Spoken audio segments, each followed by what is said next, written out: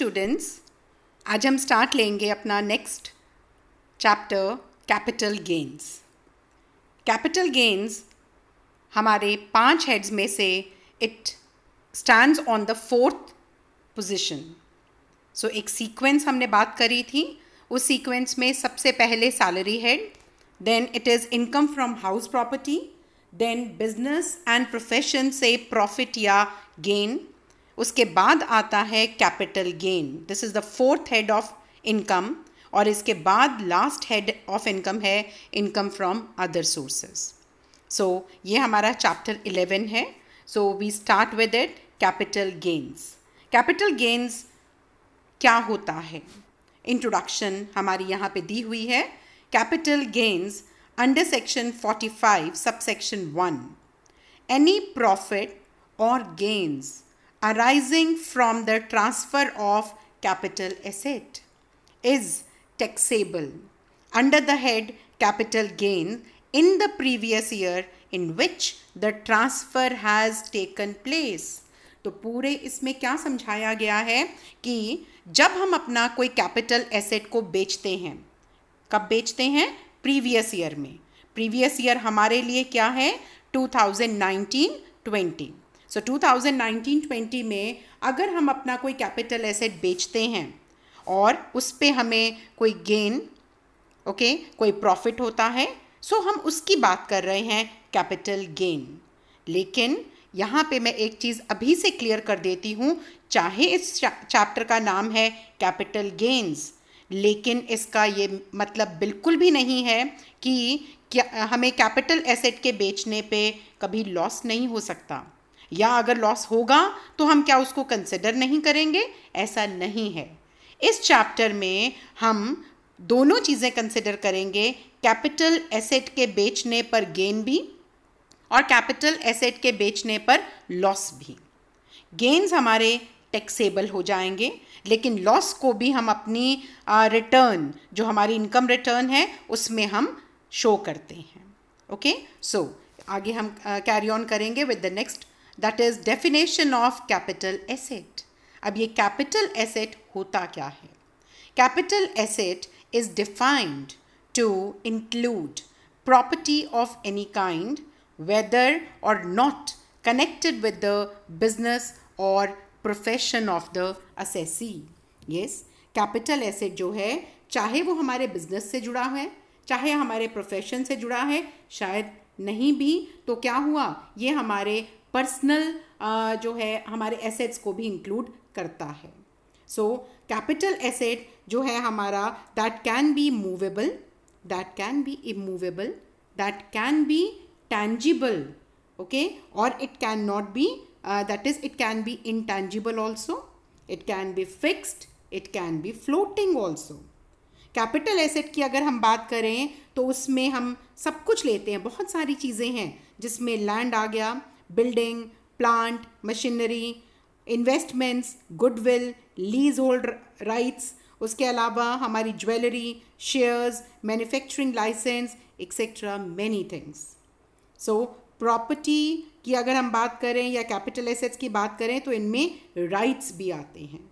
So that is why we say that it may be movable, it may be immovable, it may be tangible, it may be intangible. ये fixed भी हो सकता है, ये floating भी हो सकता है, ये हमारे बिजनेस से जुड़ा हो सकता है या पर्सनल भी हो सकता है, लेकिन ये सब कुछ हमारा कैपिटल एसेट के दायरे में आता है।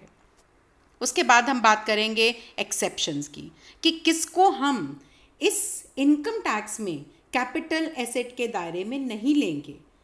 दैट मीन्स अदरवाइज वो कैपिटल एसेट माना जाता है, लेकिन कैपिटल गेन कैलकुलेट करने के लिए इनकम टैक्स में किस किस को हम कैपिटल एसेट के दायरे से बाहर रखते हैं, इंक्लूड नहीं करते। इसमें सबसे पहला है हमारा स्टॉक इन ट्रेड। कौन सा?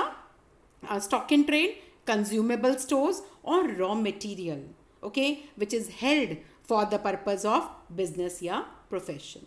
सो वो सारा आपका raw material, stock in trade जो आपने अपने बिजनेस में रखा हुआ है फिनिश प्रोडक्ट बनाने के लिए, उसको हम यहाँ पे कैपिटल एसेट नहीं मानते।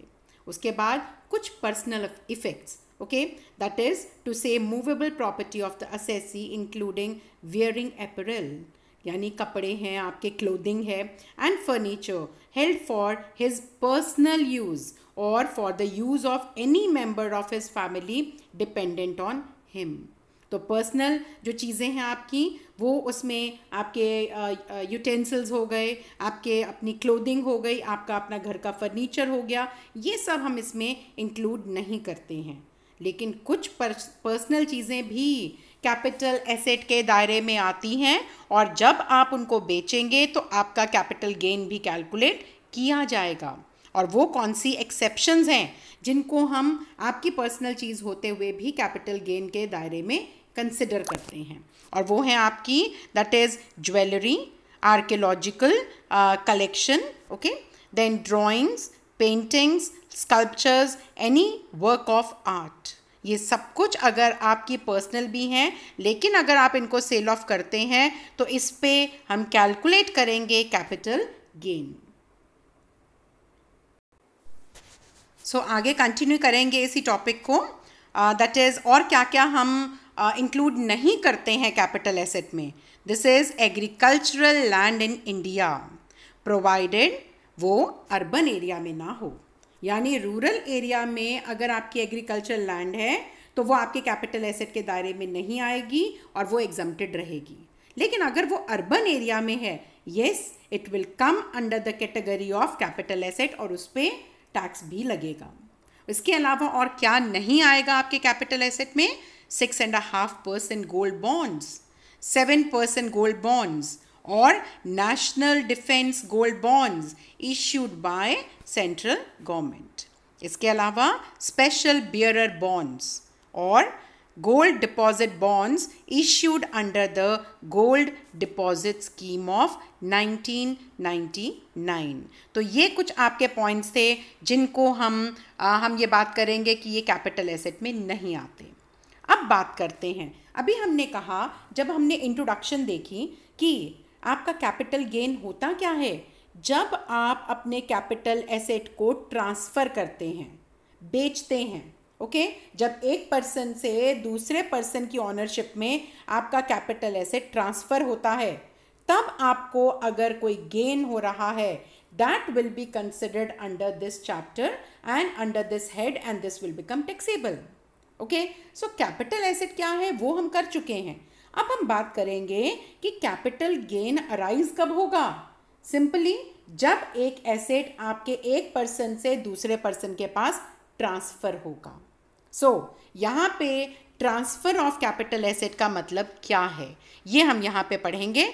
Any transaction involving the allowing of the possession of any movable property to be taken or retained in part of performance of contract of the nature referred to in the section 53A of the Transfer of Property Act 1982. सो यहाँ पे हम बात कर रहे हैं कोई भी movable property जो कि किसी भी, चाहे कॉन्ट्रैक्ट के अधीन या कैसे भी, जब आपकी एक पर्सन से दूसरे पर्सन के नाम ट्रांसफ़र हुई है, definitely that will be involve the transaction and that will involve the transfer. इसके अलावा any transaction whether by way of becoming a member of, यानी कंडीशनल आपकी है ये ट्रांसफ़र, जब या तो आप कहीं का मेंबर बन रहे हैं और acquiring shares in a cooperative society, तब यानी आप किसी कोऑपरेटिव सोसाइटी के शेयर्स को एक्वायर करना चाहते हैं, okay, company association of person और बाय वे ऑफ एग्रीमेंट और एनी अरेंजमेंट और in any other manner whatsoever. यानी ये सारी एक्टिविटीज़ करते समय जब एक कंडीशन लगा दी जाती है कि आप मेंबर बनने से पहले अपनी एक प्रॉपर्टी उनके नाम ट्रांसफ़र करो, आप शेयर्स एक्वायर करने से पहले कुछ प्रॉपर्टी अपनी ट्रांसफ़र करिए, so that transfer is also considered as the transfer of capital asset.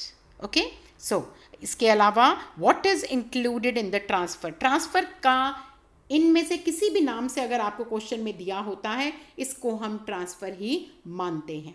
So it can B by the name of, that is sale, exchange, relinquishment of the right, extinguishment of any ownership और compulsory acquisition। कई बार आपकी ज़मीन आपकी सरकार may be urbanisation की वजह से acquire कर लेती है. सो that is also the transfer of asset. उसमें भी आपको जो कॉम्पनसेशन मिलता है, कई बार उसमें मुनाफा होता है, आपको प्रॉफिट होता है, सो वो भी टैक्सेबल होगा. इसी तरह से कन्वर्जन ऑफ कैपिटल एसेट, आपका कैपिटल एसेट था, उसको आपने स्टॉक इन ट्रेड में कन्वर्ट कर लिया. ओके, सो ये सारे आपके एग्जाम्पल्स हैं that is of transfer. Okay, now अब हम बात करेंगे, यहाँ पे हेडिंग दी हुई है किसको हम ट्रांसफ़र नहीं मानते. तो ये आपकी बुक में अगर आप देखेंगे, there are many points given, और हर एक में आपकी कोई ना कोई कंडीशन उन्होंने लगाई है. अगर वो कंडीशंस पूरी हो जाती हैं तो उसको हम ट्रांसफ़र नहीं मानेंगे. यानी चाहे ट्रांसफ़र हुआ है एक पर्सन से दूसरे पर्सन, एक कंपनी से दूसरी कंपनी, ओके, आपका एसेट ट्रांसफ़र हो गया है, ऑनरशिप भी ट्रांसफ़र हो गई है, लेकिन हम उसको ट्रांसफ़र नहीं मानेंगे अगर वो कंडीशंस पूरी हो जाती हैं जो कि आपके इस टॉपिक में, आपकी बुक में दी हुई हैं. So please read out that topic. मैं थोड़ा सा यहाँ पे एग्जाम्पल के तौर पे आपको बता रही हूँ what is not included in the transfer. For example, distribution of assets to its share holder. कब? जब आपकी कंपनी का लिक्विडेशन होता है. So when the company is liquidated, naturally आपके शेयर होल्डर्स को आपकी कंपनी से कुछ एसेट्स मिलेंगे, that is as part of the payment. Okay, so उसको हम ट्रांसफ़र नहीं मानेंगे. ऐसे ही distribution of the capital assets in Hindu undivided family. एक हिंदू अनडिवाइडेड फैमिली है जो अभी तक तो जॉइंट फैमिली की तरह काम कर रही थी, लेकिन उसका पार्टीशन हो गया. अब नेचुरली जो आपके हिंदू अनडिवाइडेड फैमिली के एसेट्स हैं, that will B divided amongst the individuals, लेकिन इसको भी हम क्या ट्रांसफ़र नहीं मानेंगे. इसी तरह से transfer of capital asset under a will. Father की डेथ हो गई और उसकी विल के अनुसार, उसकी वसीयत के अनुसार उसके बेटे के नाम प्रॉपर्टी ट्रांसफ़र हो गई, इसको भी हम ट्रांसफ़र नहीं मानेंगे. ओके, और एन इररिवोकेबल ट्रस्ट और अ गिफ्ट. ओके, सो कोई भी इसी तरह से गिफ्ट का अभी हम और डिटेल में अपने एक चैप्टर है हमारा इनकम फ्रॉम अदर सोर्सेज, हमारा लास्ट हेड ऑफ इनकम, वहाँ पे भी देखेंगे. सो गिफ्ट को भी बेसिकली हम ट्रांसफ़र नहीं मानते, इसलिए इनकम अराइज वहाँ पे भी नहीं होती है. इसी तरह से transfer of capital asset by a company to its wholly owned Indian subsidiary company. तो होल्डिंग कंपनी जब सब्सिडियरी कंपनी को ट्रांसफ़र करती है कोई एसेट, और रिवर्स भी है, that is the next point, जब आपकी सब्सिडियरी कंपनी होल्डिंग कंपनी को कोई एसेट ट्रांसफ़र करती है. आप अपनी बुक में देखेंगे there are some conditions given. जैसे फॉर एग्जांपल वो कंडीशन क्या है, अगर आपकी होल्डिंग कंपनी सब्सिडियरी कंपनी को एसेट ट्रांसफ़र कर रही है तो याद रखिए कंडीशन 2 पूरी होनी बहुत ज़रूरी है. एक, कि होल्डिंग कंपनी अपनी सब्सिडियरी कंपनी के सारे 100% शेयर्स होल्ड करती है, और subsidiary company should be an Indian company. And same conditions apply reverse. अगर हम बात करें, सब्सिडियरी कंपनी होल्डिंग कंपनी को एसेट्स ट्रांसफ़र कर रही है, ऐसे में अगेन फर्स्ट कंडीशन सेम है, होल्डिंग कंपनी 100% शेयर्स होल्ड करती है of the subsidiary company, and now the holding company should be an Indian company. तो इस तरह की कुछ कंडीशंस आपको हर पॉइंट में मिलेंगी, और इसलिए क्योंकि ये कंडीशंस पूरी हो रही हैं तो हम ऐसी जो ट्रांजैक्शंस हैं उनको ट्रांसफ़र नहीं मानते हैं. इनमें और एग्जांपल हैं, जैसे transfer in case of some amalgamations, कोई डीमर्जर हो रहा है, transfer of agricultural land that is in India, and ज़्यादातर हम बात कर रहे हैं that is of the rural areas. Then transfer of a capital asset. अब ये कैपिटल एसेट कौन सा है, जो कि being any work of art, scientific or art collection, book, drawing, painting, photography, जो नेशनल लेवल की इम्पोर्टेंस रखता है. अगर आपके पास कोई ऐसी इस तरह का कोई एसेट था और आपने उसको इंडियन म्यूज़ियम में ट्रांसफ़र किया, ओके, सो ये भी ट्रांसफ़र नहीं माना जाएगा. इसी तरह से जैसे transfer by way of conversion of bonds or debentures of a company into shares or debentures of that company, जब रिडेम्पशन होता है.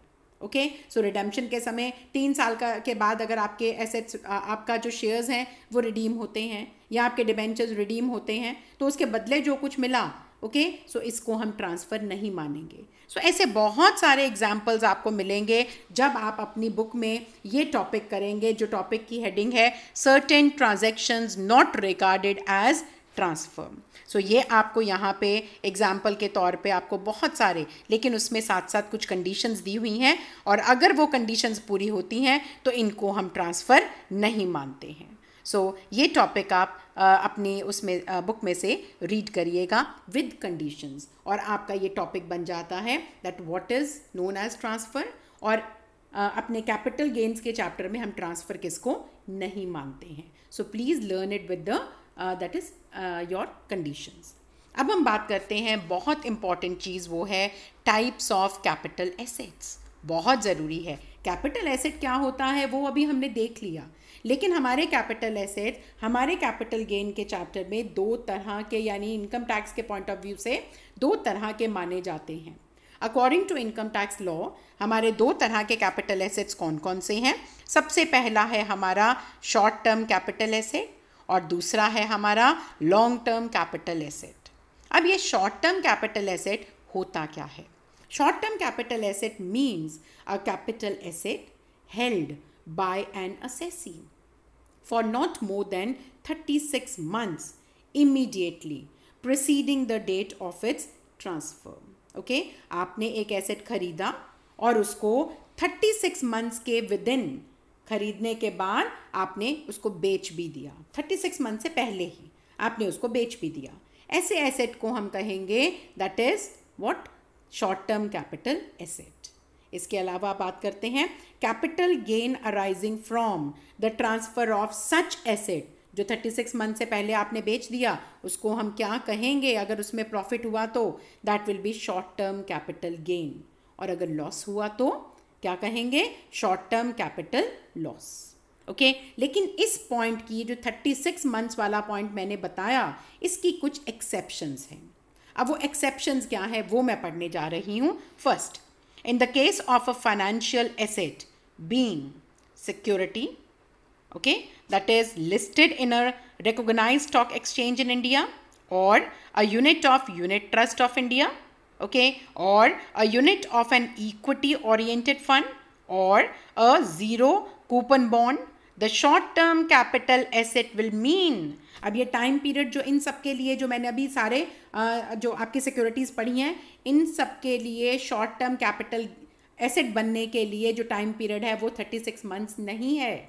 इन सब के लिए जो टाइम पीरियड है दिस इज़ 12 मंथ्स। सो इसका मतलब ये इक्विटी शेयर्स हैं या आपके कुछ बॉन्ड्स हैं या कोई आपके इस तरह की सिक्योरिटीज़ हैं, इनको बेचने का जो टाइम पीरियड है वो है विद इन 12 मंथ्स, यानी खरीदने के बाद 12 महीने से पहले ही आपने उन एसेट को बेच दिया।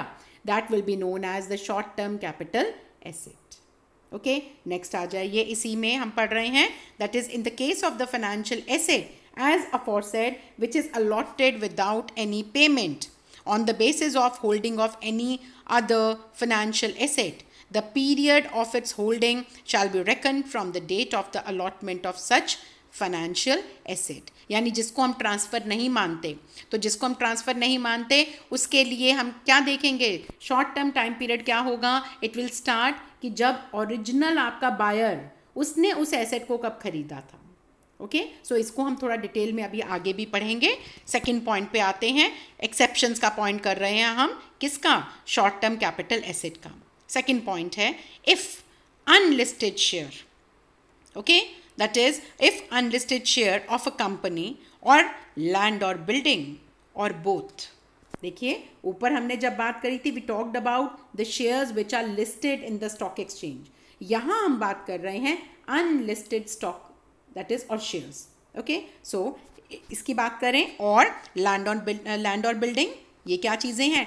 इमूवेबल, जिसको हम मूव नहीं कर सकते, ठीक है। और both is held by the assessee for, अब यहाँ पे टाइम पीरियड देखिए ज़रा, हमने नॉर्मल कैपिटल एसेट का टाइम पीरियड किया था 36 मंथ्स।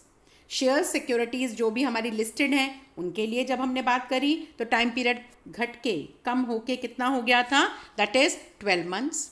ओके, उसके बाद अब जब हम बात कर रहे हैं अनलिस्टेड शेयर्स की और इमूवेबल प्रॉपर्टी की, तो टाइम पीरियड आपका शॉर्ट टर्म कैपिटल एसेट की डेफिनेशन के लिए कम होके हो गया है 24 मंथ्स। यानी इस तरह के एसेट को खरीदने के बाद अगर 24 महीने के अंदर ही आप उसको बेच देते हैं, that is known as the short term capital asset. Okay, last हम बात करेंगे assets which are used for business और प्रोफेशन। कौन से एसेट जिनको आप बिजनेस या प्रोफेशन के लिए यूज कर रहे हैं, on which depreciation is deducted. आप डेप्रिसिएशन डिडक्ट करते हैं। ओके, तो ऐसे में ऐसे एसेट्स के लिए आपका जितना भी जब भी आपका कैपिटल एसेट आप कैलकुलेट करेंगे, that will always be short term capital asset. Okay, so अभी हम डिटेल में आगे पढ़ते हैं। Okay, now we start with the next, that is long term capital asset. अब लॉन्ग टर्म कैपिटल एसेट क्या है? जो ये हमने ऊपर टाइम पीरियड करे, अगर हम इस टाइम पीरियड के बीत जाने के बाद, if this time period has expired, जहाँ पे हमने 36 मंथ्स की बात करी, 36 मंथ्स पूरे हो चुके हैं, उसके बाद अगर हम कोई एसेट बेचते हैं, हम अगर लिस्टेड शेयर्स की बात करें तो 12 महीने के बाद जब हम एसेट को बेचते हैं, जब हम इमूवेबल प्रॉपर्टी और अनलिस्टेड शेयर्स की बात करें तो 24 मंथ्स के बाद हम अगर एसेट को बेचते हैं, अगर हम इस टाइम पीरियड के बाद अपने एसेट को बेचते हैं तो वो हमारा एसेट कहलाएगा long term capital asset. Okay, so now we come to that is the capital gains. Okay, ये आपका यहाँ पे कैपिटल गेन्स के लिए इन्होंने वही बेसिकली जो अभी मैंने आपको 12 महीने, 24 महीने, 36 मंथ्स ये सब बताया है, वो हम यहाँ पे ये एक्सप्लेन कर रहे हैं। उसके बाद हम बात करेंगे, अभी हमने बात करी कि कितनी तरह के कैपिटल एसेट होते हैं। ओके, सो कितनी तरह के कैपिटल एसेट हमने डिसाइड करें। There are 2 types of capital asset and that is short term capital asset and the long term capital asset depending upon the time period. Okay, अब जितनी तरह के आपके कैपिटल एसेट्स हैं उतनी तरह के हम कैपिटल गेन भी कैलकुलेट करेंगे। इसका मतलब शॉर्ट टर्म कैपिटल एसेट पे क्या होगा? Short term capital gain. Long term capital asset पे क्या होगा? Long term capital gain. Now जो हम नेक्स्ट टॉपिक करेंगे वो है computation of the capital gains. तो सबसे पहले हम बात करेंगे एक शॉर्ट टर्म कैपिटल गेन को किस तरह से कैलकुलेट किया जा सकता है। ओके, सबसे पहले शॉर्ट टर्म कैपिटल गेन के लिए आपको चाहिए सेलिंग प्राइस। ओके, सो जैसे मैथमेटिक्स में भी आप अपना जो है प्रॉफिट या लॉस कैलकुलेट करते हैं, ऑलमोस्ट काफ़ी हद तक मिलता जुलता है। तो सबसे पहले आप क्या लेंगे? Full value of the consideration received, जिसको हम नॉर्मल भाषा में क्या कहते हैं? Selling price. ओके, तो जितनी भी कंसिडरेशन आपको मिली है अपने एसेट को ट्रांसफ़र करने के बदले में, वो सारी आप लेंगे और उसमें से आप माइनस करेंगे दैट इज 3 आइटम्स। और वो 3 चीज़ें क्या हैं आपकी? 1, the cost of acquisition of the capital asset, जितने में आपने कैपिटल एसेट को एक्वायर करा था वो कॉस्ट। उसके बाद हो सकता है उस एसेट को या उस एसेट में आपने खरीदने के बाद कुछ इम्प्रूवमेंट करा हो। ओके, सो अगर आपने कोई इम्प्रूवमेंट पे खर्चा किया है, वो कॉस्ट ऑफ इम्प्रूवमेंट भी आप उसमें से माइनस करेंगे। और जब आप एसेट को बेचते हैं तो कई बार आप ब्रोकर की हेल्प लेते हैं, कुछ कॉरेस्पॉन्डेंस आपको करनी पड़ती है रिगार्डिंग, कोई रजिस्ट्री आपको करवानी है, कोई पेपर वर्क आपको करना है, तो इस तरह के कुछ सेलिंग एक्सपेंसेस होते हैं। तो वो सेलिंग एक्सपेंसेस भी आप इसमें से माइनस करेंगे। तो फुल वैल्यू ऑफ कंसिडरेशन में से तीनों चीज़ें माइनस करने के बाद अगर आंसर आपका प्लस में आता है तो हम उसको क्या कहेंगे? That is short term capital gain. लेकिन आंसर अगर आपका माइनस में आएगा तो उसको हम कहेंगे शॉर्ट टर्म कैपिटल लॉस। और अगर शॉर्ट टर्म कैपिटल लॉस निकलेगा उसको आप एडजस्ट कर सकते हैं, राइट ऑफ कर सकते हैं from another short term capital gain या लॉन्ग टर्म कैपिटल गेन में से। Okay, now we come to the another calculation and that is computation of the long term capital gain। तरीका ऑलमोस्ट सिमिलर है लेकिन कुछ एडिशन है। Okay, short term capital gain के लिए हमने क्या किया था? फुल वैल्यू ऑफ कंसिडरेशन में से 3 चीज़ें माइनस करी। यहाँ पे भी हम वही 3 चीज़ें माइनस करेंगे लेकिन कुछ चेंज के साथ। सो कैसे करेंगे? फुल वैल्यू ऑफ कंसिडरेशन में से अब आप माइनस करेंगे सिंपल कॉस्ट ऑफ एक्विजिशन नहीं, बल्कि indexed cost of acquisition of the asset. उसके बाद दूसरी चीज आप क्या माइनस करते थे, कॉस्ट ऑफ इंप्रूवमेंट, लेकिन यहां पे क्या माइनस करेंगे, indexed cost of any improvement of the asset. तीसरी चीज, थर्ड जो है आपका पॉइंट बिल्कुल सेम है, और वो क्या है, सेलिंग एक्सपेंसेस। तो आपके 3 पॉइंट्स में से थर्ड पॉइंट में तो कोई चेंज नहीं आया, लेकिन पहले 2 पॉइंट्स में ये इंडेक्स्ड वर्ड हमने क्यों ऐड करा? ये इंडेक्स्ड वर्ड हमने इसलिए ऐड करा है सिर्फ पहले 2 पॉइंट्स में, क्योंकि पहले 2 पॉइंट्स आपके लॉन्ग टाइम पीरियड से एसोसिएटेड हैं। कॉस्ट ऑफ एक्विजिशन हो सकता है आपने 10 साल पहले एसेट को खरीदा, कॉस्ट ऑफ इंप्रूवमेंट हो सकता है 8 साल पहले आपने अपने एसेट में कोई इंप्रूवमेंट करवाई।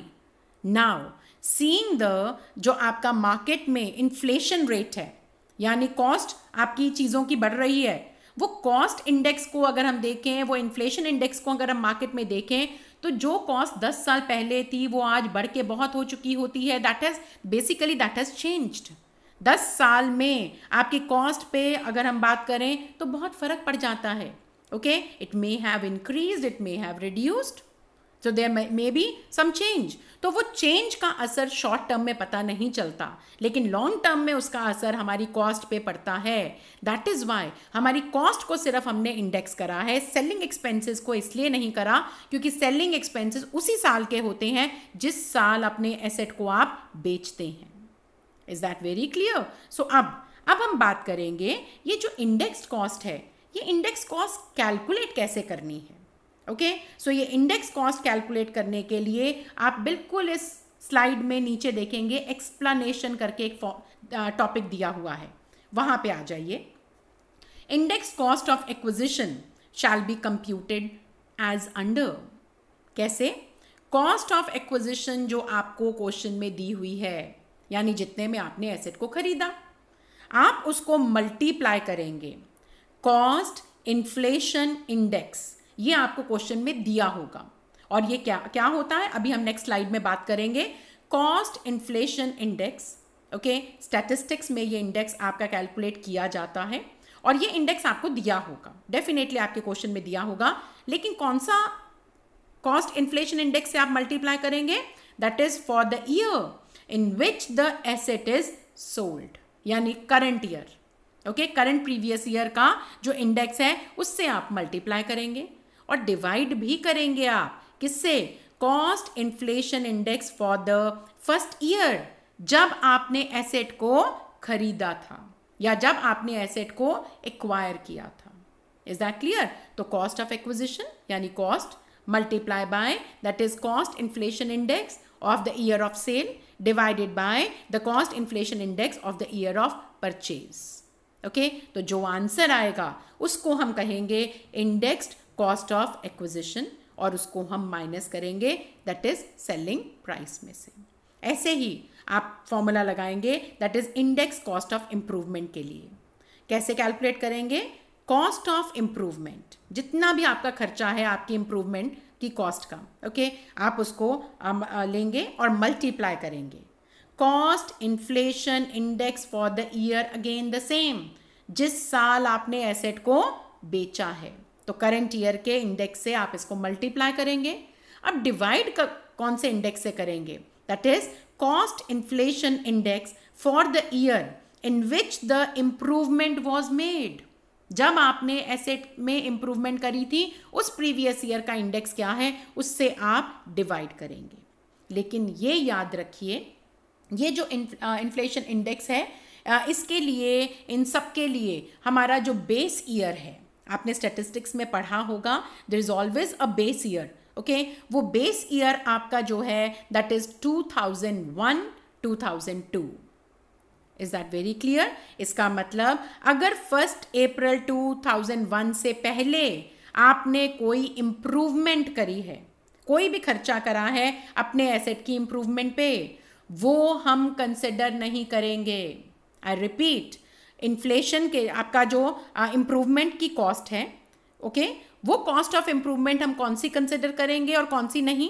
कौन सी नहीं करेंगे वो कॉस्ट ऑफ इम्प्रूवमेंट जो 1 अप्रैल 2001 से पहले की गई है, उसको हम कंसिडर नहीं करेंगे, इग्नोर कर देंगे, छोड़ देंगे। लेकिन अगर कॉस्ट ऑफ इम्प्रूवमेंट आपकी करी गई है आफ्टर 1 अप्रैल 2001, उसको हम ज़रूर कंसिडर करेंगे और उसकी इंडेक्स कॉस्ट हम वैसे निकालेंगे जैसे अभी मैंने फॉर्मूला में बताया है। Okay, so this is how you do the indexing. अब मैं ऊपर आ रही हूँ दोबारा से स्लाइड पे, एंड वहाँ पे पॉइंट हम करेंगे एक्सेप्शन, यानी कब हम इंडेक्सिंग नहीं करेंगे। The provision relating to index cost of acquisition and index cost of improvement will not apply to the long-term capital gain arising from the transfer of long-term capital asset। कौन से वाले capital asset पे ये indexing का जो rule है वो apply नहीं होगा? being bonds or debentures। okay? उसके अलावा being an equity shares in a company or a unit of equity oriented fund or a unit of business trust। Is that clear? तो ये exceptions हैं जब हम सिर्फ ओरिजिनल कॉस्ट को ही लेंगे, माइनस करेंगे, चाहे वो लॉन्ग टर्म कैपिटल एसेट है, उसकी इंडेक्सिंग नहीं करेंगे। ओके, सिर्फ ये 2 एक्सेप्शंस हैं। अदरवाइज हमेशा लॉन्ग टर्म कैपिटल एसेट के केस में उसकी कॉस्ट ऑफ एक्विजिशन भी और कॉस्ट ऑफ इम्प्रूवमेंट भी आपकी इंडेक्स की जाती हैं। ओके, अब हम बात करेंगे कि फुल वैल्यू ऑफ कंसिडरेशन में से 3 चीज़ें माइनस करने पे अगर आंसर प्लस में आता है it's gain, long term capital gain, और अगर माइनस में आया तो क्या कहेंगे? Long term capital loss. और अगर लॉन्ग टर्म कैपिटल लॉस आता है, आप उसको दूसरे लॉन्ग टर्म कैपिटल गेन में से ही माइनस कर सकते हैं, किसी और इनकम में से एडजस्ट नहीं कर सकते। ये ध्यान में रखिएगा, इसको हम set of and carry forward के चैप्टर में भी करेंगे। ओके, सो अभी हम बात कर रहे थे that is cost inflation index. ये कॉस्ट इन्फ्लेशन इंडेक्स आपका इस चार्ट में दिया हुआ है, या आपकी बुक में दिया हुआ है चार्ट। आपको क्वेश्चन में ये दोनों इंडेक्स दिए जाएंगे, जो जो भी आपको रिक्वायर्ड होंगे ज़रूर दिए जाएंगे। मैंने अभी बताया था कि आपका प्रीवियस ईयर है, आपके लिए जो बेस ईयर है वो है 2001-2002। याद रखिएगा, हमेशा बेस ईयर का जो कॉस्ट इन्फ्लेशन इंडेक्स होता है वो होता है दैट इज़ 100। तो आप चेक कर सकते हैं, और हमारा हर साल का इंडेक्स यहाँ पे दिया हुआ है, और करंट ईयर का हमारा 2020-21 का इंडेक्स जो है दैट इज़ 301। ओके, 2019-20 का है 289। सो ये सारा आपको यहाँ पे आगे मिल जाएगा, और जब भी आपको क्वेश्चन दिया जाएगा आपको आपके क्वेश्चन में ये सारी इन्फॉर्मेशन ऑलरेडी दी जाएगी। सो ये हम करेंगे अपने अभी तक के इस पार्ट में, that is related to capital gain. Capital gain क्या होता है, कैपिटल एसेट क्या होता है, आपकी कॉस्ट इन्फ्लेशन इंडेक्स क्या है, ट्रांसफ़र क्या है, ट्रांसफ़र हम किसको नहीं मानते, कैपिटल एसेट क्या था और कैपिटल एसेट हम किसको नहीं मानते, ये सब अभी हमने किया है। बाकी आगे कंटिन्यू करेंगे हम दूसरे part of this chapter. Thank you.